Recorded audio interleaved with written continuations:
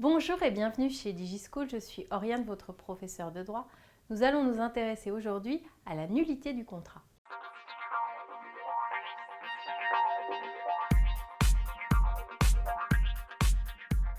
Nous nous sommes intéressés dans une vidéo précédente aux conditions de validité du contrat. Eh bien, lorsque l'une de ces conditions fait défaut, les parties, voire même une personne extérieure, peut saisir le juge, ceci dans un délai de 5 ans, afin d'annuler le contrat. Quels sont les effets de cette nullité ?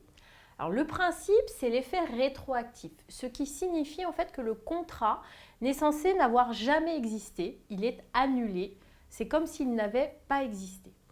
Lorsque cela n'est pas possible, lorsque par exemple nous avons ce qu'on appelle les contrats à exécution successive, c'est-à-dire que le contrat a commencé à être exécuté, eh bien on parle de résiliation, c'est-à-dire que l'annulation ne vaut que pour l'avenir.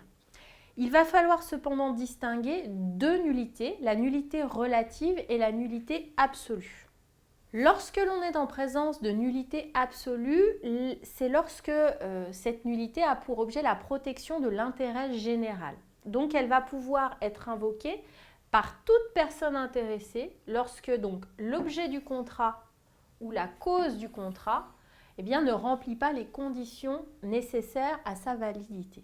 Par contre, lorsqu'on est en présence d'une nullité relative, cette nullité, elle a pour objet la protection des intérêts privés, cette fois-ci, soit de la personne qui est victime d'un vice du consentement, soit de la personne incapable, soit évidemment de ses représentants. Donc seule la partie concernée par le vice du consentement, ou donc son représentant, peut agir en justice dans ce cas-là. J'espère que cette vidéo vous aura été utile. Je vous invite à vous abonner à notre chaîne, à laisser un commentaire si vous avez une question. Je vous dis à bientôt chez DigiSchool.